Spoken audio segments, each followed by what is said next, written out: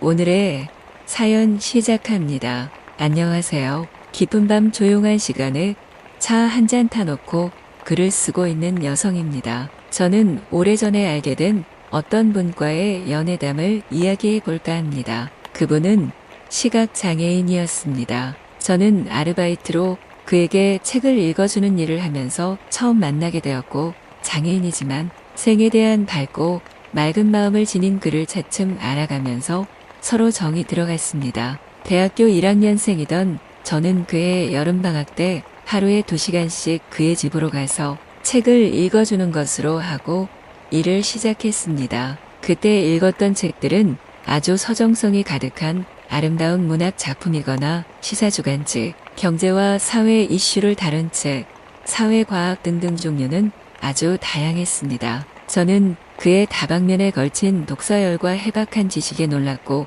눈이 보이지 않음에도 불구하고 열심히 세상을 알아가려는 의지가 참 대단하다는 생각을 했습니다. 그와 책을 읽으려고 넓은 서재에 자리를 잡고 앉으면 그의 어머니가 과일과 차와 빵 같은 것을 가지고 오셨고, 우리는 그걸 먹으며 잠깐 대화를 나누다가 책을 본격적으로 읽어나갔습니다. 그는 원래는 정상적으로 태어나서 그 몇 년 전까지는 보통의 사람들과 다름없이 모든 사물을 정상적으로 보던 사람이었다고 했습니다. 하지만 사고로 시력을 잃은 후로는 정상적인 사회생활을 하지 못한 채 집에서만 시간을 보내고 있다고 했습니다. 그의 부모님은 젊은 그가 평생을 그렇게 지낼 수는 없다고 생각하셔서 평소에 좋아하던 독서부터 시작해서 차츰 생에 대한 관심의 폭을 다시 넓혀가도록 해주려고 하셨던 것입니다. 그리고는 책 읽어주는 아르바이트생을 구하려고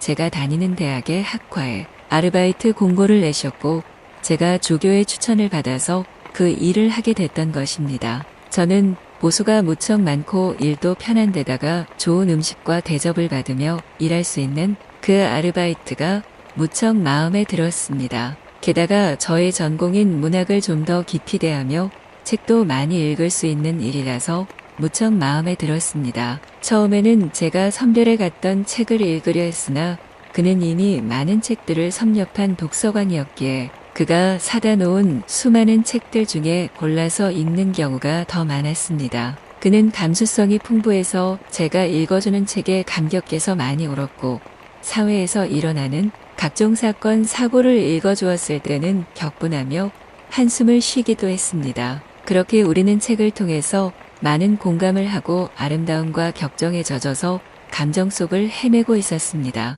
이후로 그는 독서 후에는 자신의 이야기를 들어주면 좋겠다고 하면서 제게 시간 여유가 되는지를 물었습니다. 시간을 별도로 부탁하는 것인 만큼 시간 초과 비용은 따로 계산해 주겠으니 그저 자신의 이야기를 들어주겠냐는 것이었습니다. 저는 좋은 조건이었기에 흔쾌히 수락했고 그의 친절한 말벗이 되어주기로 했습니다. 그래서 매일 2시간의 독서 후에는 집 인근의 공터를 천천히 산책하면서 공기를 쐬며 두런두런 그날의 기분에 대해 그가 읊는 이야기에 맞장구를 쳐주었습니다. 그리고는 집으로 돌아와서 그의 어머니가 준비해둔 따뜻하고 정갈한 저녁을 먹었습니다. 그리고 나면 저녁별이 밤하늘에 선명할 때까지 그가 하는 이야기를 두어 시간 정도 들었습니다. 그는 대체로 자신의 행복했던 날들에 대해 이야기하더군요. 인생이 막연히 다가와 있던 꼭 저 같던 나이에 느낀 생각의 단상들,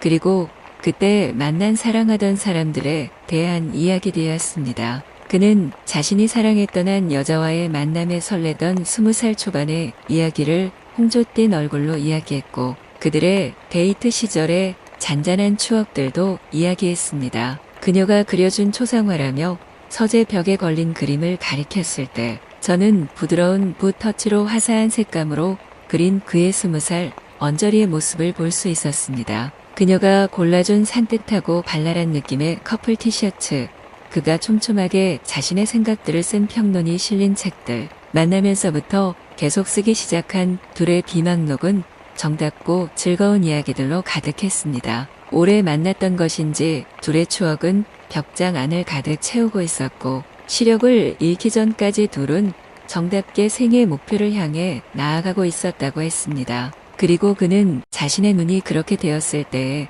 그녀를 그대로 붙잡고 있을 수는 없다고 나름의 판단을 내리고는 이별을 먼저 고했다고 말했습니다. 어느 누구도 강요하지 않았지만 그는 사랑하는 사람이 자신의 암담한 삶에서 힘들게 시들어가는 것을 원하지 않았다는 것이 그 이유였습니다. 애초에 제가 하고 있던 책 읽기 알바를 그녀가 연인으로서 해주었었고 종일 이야기를 들어주고 말번 역할도 다 해주었다고 했습니다. 그러면서 그녀는 간간히 그림 작업도 그곳에서 계속해왔다고 했습니다. 그림에 재능이 많았고 앞으로 더 많은 작품에 몰두해야 할 그녀에게 너무 많은 방해를 하고 있다는 생각을 그가 했을 즈음 그녀는 아주 큰 공모전에서 상을 받게 되었고 그림도 여러 형태로 2차 저작물이 되어 활발하게 사업화되기 시작했다 합니다. 그녀는 많이 바빠져갔고 그는 서서히 자신이 그동안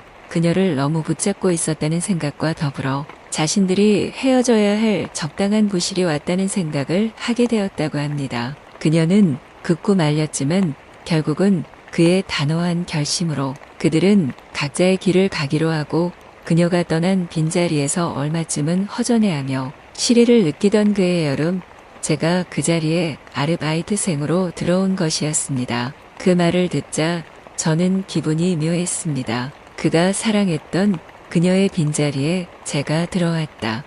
이 말이 제게는 아주 근사하게 들렸기 때문이었죠. 더구나 그와 많은 이야기를 주고받는 그 과정이 꼭 데이트처럼 생각되어서 우리가 정말로 사귀는 것 같다는 착각에 휩싸여 있을 때였으니까요. 더구나 그와 이야기하는 동안 우리가 가치관이 참 잘 맞아 들어간다는 생각을 했고 그가 사고로 눈을 잃지 않았다면 우리는 정말 서로에게 도움이 되는 사람이 되지 않았을까 하는 생각도 들었던 참이었으니까요. 제가 갓 20살이었으니 세상 모든 것이 아름답게 보이던 시기였고 열망 하나만으로 모든 것이 이루어진다고 여기던 시절이기도 했었으니 더 그랬습니다. 그래서 한동안은 아르바이트 하러 가는 것이 너무 설레었고 그 여름 내내 하루 반나절을 그와 보내는 동안 점점 정이 들어가고 있던 중이었고요. 이윽고 방학이 끝났을 때 저는 학교 수업으로 이제는 매일 올 수가 없으니